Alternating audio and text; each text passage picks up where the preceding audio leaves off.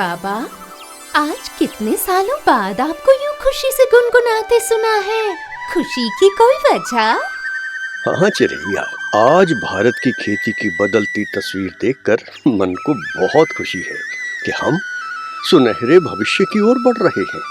What बाबा, क्या आप मुझे भी वो गुजरा हुआ जमाना, आज की बदलती तस्वीर और सुनहरे भविष्य के बारे में बताएंगे? हाँ जरूर। ये भारतीय कृषि की परंपरा की कहानी है। ये किसान की मेहनत की रंगदारी है। ये संघर्ष और आशा के ढेरों किस्से अपने अंदर समेटे है, बल्कि ये तो पूरा एक दर्शन है। हाँ बाबा, कृषि ही तो जीवन का आधार है।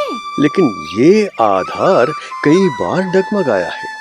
इस देश ने भूखमरी, सूखे जैसे हालातों का भी सामना किया है। तब इस देश को बचाया ग्रीन रेवोल्यूशन ने। ग्रीन रेवोल्यूशन के तहत उच्च उपज वाले बीजों का उपयोग किया गया, जो पारंपरिक बीजों की तुलना में अधिक उत्पादन देने में सक्षम थे। इन बीजों ने गेहूं, धान, मक्का जैसी फसलों की उपज में बड़ा इजाफा किया। कृषि उत्पादन को बढ़ाने के लिए रासायनिक उर्वरकों का बड़े पैमाने पर प्रयोग किया गया। नाइट्रोजन, फास्फोरस और पोटेशियम एनपीके जैसे उर्वरकों ने फसलों की उत्पादकता में महत्वपूर्ण भूमिका निभाई और भारत एक महासंकट से उबर गया। बाबा, क्या तभी भारतीय कृषि इतनी विकसित, आधुनिक, सुगम्य और प्रगतिशील हो गई है? हाँ, हम सच में एक लंबी यात्रा करके आज बहुत कुछ नया हासिल कर पाए हैं। लेकिन इस सुंदरता के पीछे एक सच छुपा है। पारंपरिक तरीके, बदलते मौसम, घटते संसाधनों और बिगड़ते मृदा स्वास्थ्य का सामना कर रही है भारतीय खेती। मिट्टी की दरकती हुई संरचना, सूखी फसलें और खाली खेत, ये सब अभी भी हमारे वर्तमान का हिस्सा हैं और एक बड़ी चुनौती बनकर हमारे सामने हैं। तो बाबा, इस सब से उभरने के लिए हम क्या कर रहे हैं?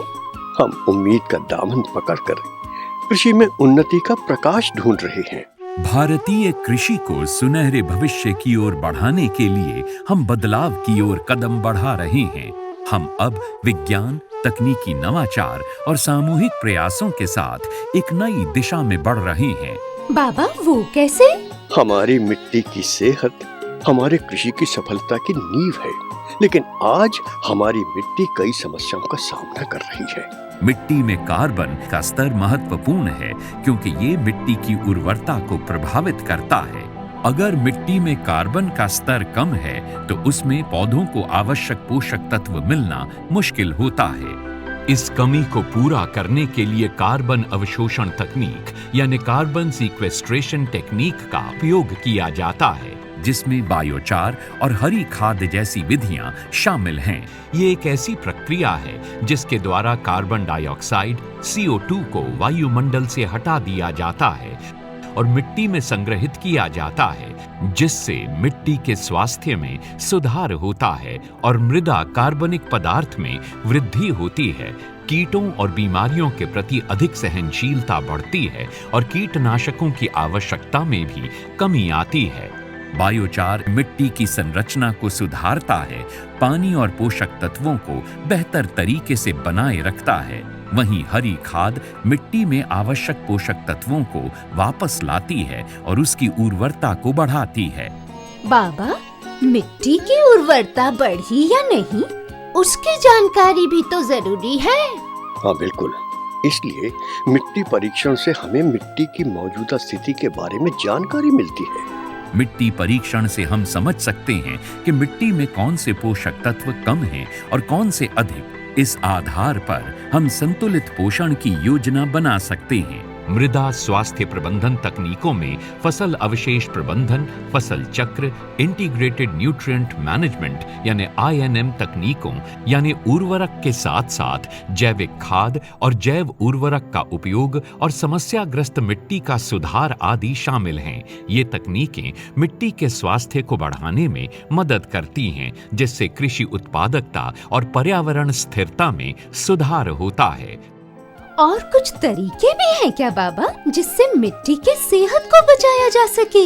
हाँ, नई तकनीकें जैसे डायरेक्ट सीडेड राइस हमारे कृषि के परिदृश्य को बदल रही है। डायरेक्ट सीडेड राइस तकनीक में बीजों को सीधे खेत में बोया जाता है, जिससे मिट्टी की जुताई की जरूरत कम हो जाती है। ये न केवल पानी की बचत करता है, बल्कि मिट्टी की संरचना को भी संरक्षित रखता है। बाबा, एक दिन मैं टमाटर खाने निकली थी, तो मैंने वहाँ बैठे किसानों को कोई ग्रीन हाउस और हाइड्रोपोनिक्स के बारे में बातें करते हुए सुना था। ये क्या है बाबा? ग्रीन हाउस और हाइड्रोपोनिक्स जैसी संरक्षित कृषि तकनीकें फसल की गुणवत्ता और उत्पादन को नई ऊंचाइयों पर ले जा रही हैं। ग्रीन हाउस खेती में पौधों को नियंत्रित वातावरण में उगाया जाता है, जिससे पौधों को मौसम की प्रतिकूल परिस्थितियों से बचाया जा सकता है। इससे फसल की गुणवत्ता में सुधार होता है और उत्पादन स्थिर रहता है। हाइड्रोपोनिक्स एक ऐसी विधि है जिसके तहत पौधों को बिना मिट्टी के पानी में पोषक तत्वों के साथ उगाया जाता है। ये विधि भी एक क्रांतिकारी बदलाव लेकर आई है।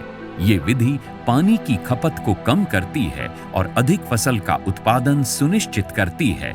बाबा, क्या हमने सिंचाई की समस्या का भी समाधान निकाला है? आधुनिक सिंचाई तकनीकें जैसे ड्रिप और स्प्रिंकलर सिंचाई पानी की बर्बादी को कम करते हुए सीधे जड़ों तक पोषण पहुंचाती हैं। सेंसर आधारित स्मार्ट सिंचाई सिस्टम मौसम और मिट्टी की नमी के अनुसार पानी की आपूर्ति करते हैं, जिससे पानी की बचत होती है और पैदावार बढ़ती है। इन तकनीकों से कृषि में जल प्रबंधन में क्रांति आ रही है। आज की कृषि में उन्नत प्रथाएं जैसे नो टिलेज खेतों की उत्पादकता बढ़ाने में महत्वपूर्ण भूमिका निभाती है। ये विधियां बेहतर फसल प्रबंधन तकनीकों का उपयोग करती हैं, जिससे मिट्टी की उर्वरता बनी रहती है और फसल की गुणवत्ता बढ़ती है। अलाइड फार्मिंग में कृषि के साथ पशुपालन, मत्स्य पालन या बागवानी जैसी गतिविधियां जोड़ी जाती हैं। ये विधि न केवल आय को बढ़ाती है, बल्कि भूमि का अधिकतम उपयोग करती है, जैसे कि पशुपालन से प्राप्त खाद का उपयोग फसलों की उर्वरता बढ़ाने में होता है। बाबा, फर्टिलाइजर्स के संदर्भ में हमने क्या विकास किया है? अरे चिरैया, तुझे अब मैं फर्टिलाइजर्स के बारे में बताता हूँ। बायो फर्टिलाइजर्स जैविक खाद के रूप में काम करते हैं, जो मिट्टी में लाभकारी सूक्ष्म जीवों की वृद्धि को प्रोत्साहित करते हैं। खेती का मूल आधार है बीज। उसका प्रबंधन हमने कैसे किया? आज के दौर में बीज विकास में नई तकनीकों का व्यापक उपयोग हो रहा है। इसमें हाई यील्डिंग वैरायटीज, हाइब्रिड बीज और जेनेटिकली मॉडिफाइड ऑर्गेनिज्म शामिल हैं, जो फसलों को बेहतर पैदावार, रोग प्रतिरोधक क्षमता और विपरीत परिस्थितियों में भी उगने में सक्षम बनाते हैं। क्लाइमेट रेजिलिएंट बीज यानी जलवायु प्रतिरोधक बीज विशेष रूप से बदलते मौसम के प्रभावों से निपटने के लिए विकसित किए गए हैं। बीज उत्पादन में टिश्यू कल्चर और मार्कर असिस्टेड ब्रीडिंग जैसी आधुनिक तकनीकों का भी उपयोग हो रहा है। बाबा, मैं ये ऑर्गेनिक फार्मिंग का बहुत शोर सुनती हूँ। आखिर ये क्या है? ऑर्गेनिक फार्मिंग रासायनिक उर्वरकों के बिना प्राकृतिक संसाधनों का उपयोग करती है। इसमें खाद और कंपोस्ट का प्रयोग होता है, जिससे मिट्टी की सेहत बनी रहती है और फसलों की गुणवत्ता बढ़ती है। बैलेंस्ड क्रॉप न्यूट्रिशन फसलों को सही और संतुलित पोषक तत्व प्रदान करने पर ध्यान केंद्रित करता है। लेकिन बाबा, किसान का भविष्य कैसे सुरक्षित होगा? सहकारी कृषि और किसान उत्पादक संगठन छोटे और सीमांत किसानों को एकजुट कर सामूहिक प्रयासों से संसाधनों का साझा उपयोग करने में मदद करते हैं। इन संगठनों की सहायता से छोटे भूमि होल्डिंग्स और विखंडित संसाधनों की समस्याओं को हल किया जा सकता है। फसल बीमा योजनाएं जैसे प्रधानमंत्री फसल बीमा योजना भी एक महत्वपूर्ण सुरक्षा कवच है, जो किसानों को प्राकृतिक आपदाओं, रोगों और अन्य आपात स्थितियों के कारण फसल के नुकसान से बचाता है। इस सब से किसान को बल मिलेगा और वो अपने भविष्य को सुरक्षित महसूस कर सकेगा। अरे चिरैया, तुझे अब मैं नई नई तकनीकों के बारे में बताता हूँ जो भविष्य में उपयोगी होंगी। हाँ बट बाबा, बताओ। प्रिसीजन एग्रीकल्चर और फर्टिगेशन तकनीकें ये खेती को और अधिक प्रभावी और सटीक बनाती हैं। प्रिसिशन एग्रीकल्चर में आधुनिक तकनीक जैसे सेंसर्स और ड्रोन का उपयोग किया जाता है जो फसलों की स्थिति को लगातार मॉनिटर करता है और उन्हें सही मात्रा में पानी और उर्वरक प्रदान करता है।